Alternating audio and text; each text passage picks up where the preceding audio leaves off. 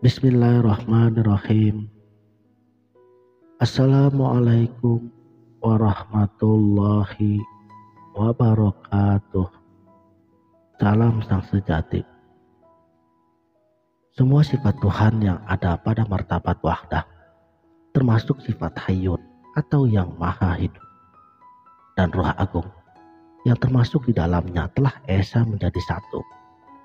Maka jadilah yang disebut dengan Zat Tuhan atau jroning ukara anak aksara.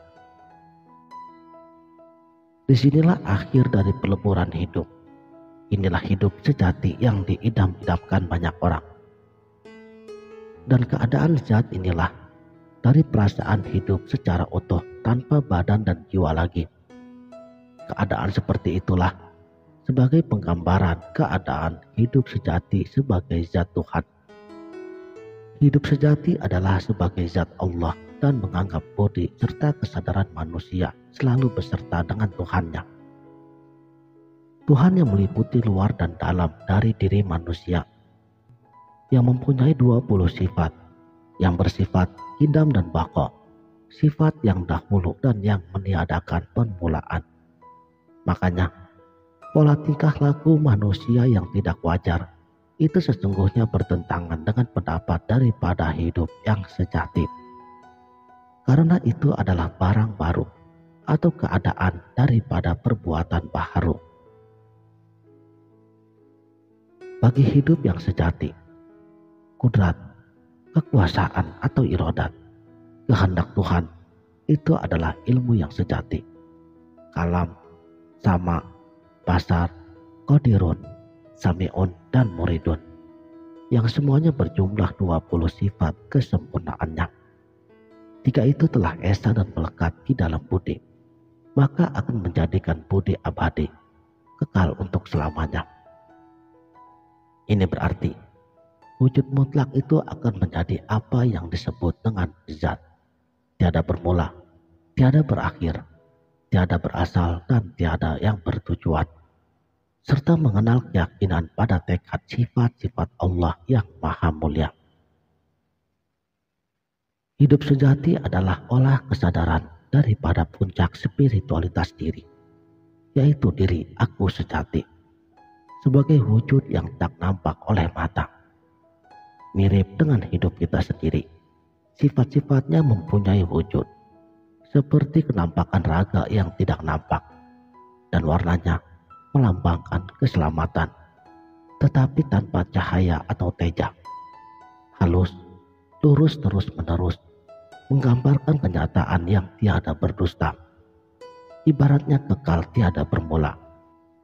Sifat yang dulu yang tiada meniadakan daripada permulaan, karena berasal dari diri pribadi. Selanjutnya, hakikat Tuhan, kalau dikatakan dengan bahasa di dunia ini adalah baqo, kekal atau bersifat abadi. Tanpa antaranya, tiada terkena rasa sakit atau rasa tidak enak. Ia berada baik di sana maupun di sini. Maka tingkah yang banyak dilakukan dan yang tidak wajar, yaitu menuruti raga atau sesuatu yang baharu. Segala sesuatu yang berwujud sudah pasti bertentangan dengan sifat seluruh yang diciptakannya, karena isi bumi itu angkasa yang hampa. Yang disebut dengan kudrat itu ialah yang paling berkuasa. Tidak ada yang mirip atau yang dapat menyamainya. Kekuasaannya tanpa piranti, keadaan wujudnya tidak ada, baik di luar maupun di dalam. Ia merupakan kesatuan yang beraneka ragamnya. Iradat berarti kehendak yang tiada membicarakan, ilmu yang mengetahui keadaan yang lepas jauh dari pencermatan panca indera. Adanya ruh itu karena pribadi. Demikian pula keinginan hidup, itu pun ditetapkan oleh diri sendiri. Tidak mengenal ruh yang melestarikan kehidupan, tiada turut merasakan sakit ataupun lelah. Suka duka pun musnah karena tiada keinginan hidup. Dengan demikian, hidupnya kehidupan itu berdiri sendiri menurut kehendaknya. Hidup sejati adalah pandangan yang tajam, terang, dan tepat. Oleh karenanya ia disebut sebagai pangeran.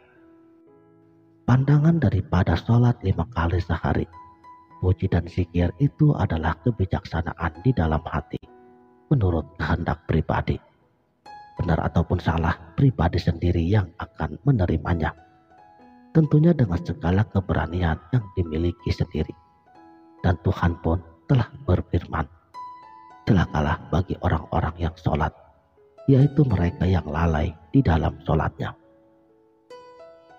Saudaraku, sang sejati, gagasan adanya badan halus itu mematikan kehendak manusia. Di manakah adanya yang sukma, kecuali hanya di dalam diri pribadi. Kelilingilah cakrawala dunia, membubunglah ke langit yang tinggi, selamilah dalamnya bumi sampai kepada lapisan ketujuh. Kau tak akan pernah menemukan wujud yang mulia.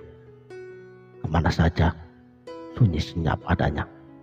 Ke utara, selatan, barat, timur, dan tengah.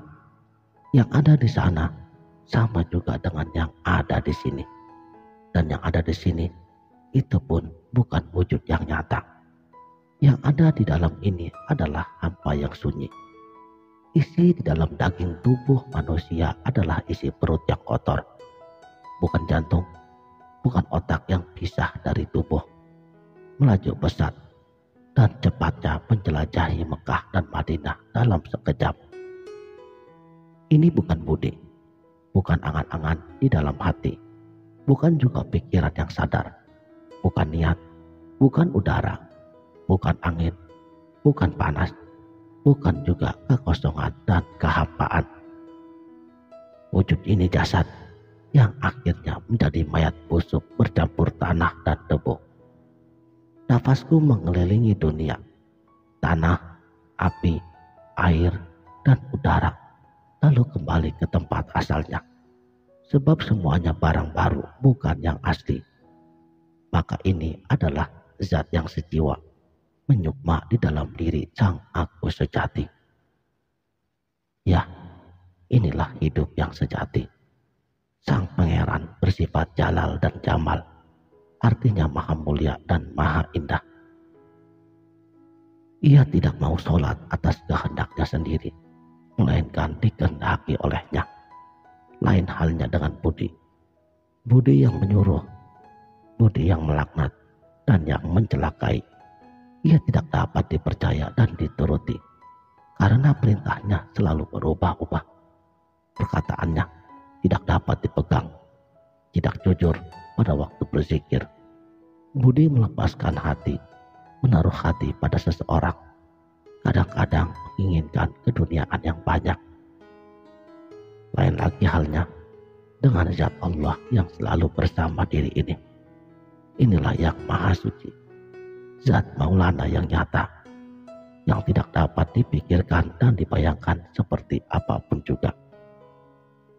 Di dunia ini, semua manusia sama. Mereka semua mengalami suka dan duka, menderita sakit dan nestapa. Tidak ada bedanya dengan yang lain. Oleh karenanya, hidup sejati hanya setia pada satu hal saja, yaitu Gusti Zat Maulana. Dialah yang luhur dan sangat sakti, yang berkuasa, maha besar. Lagi pula ia yang memiliki 20 sifat, kuasa atas segala kehendaknya. Dialah yang maha kuasa, pangkal mula segala ilmu. Dialah yang maha manusia, mulia, maha indah, maha sempurna, maha kuasa atas segala galanya. Di dalam raga manusia ia nampak. Ia sangat sakti menguasai segala yang terjadi dan menjelajahi seluruh alam semesta. Itulah yang disebut dengan hidup sejati. Ia berbuat baik dan menyembah atas kehendaknya. Tekad lahirnya dihapus, tingkah lakunya mirip dengan pendapat yang ia lahirkan. Ia berketetapan hati untuk terus berkiblat dan setia, teguh dalam pendiriannya, kukuh menyucikan diri daripada segala sesuatu yang kotor, sampai menemui ajalnya.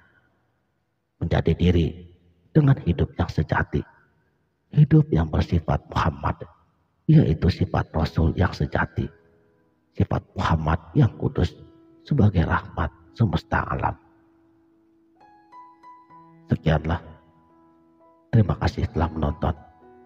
Sampai jumpa di video berikutnya. Wabillahi taufik wal hidayah.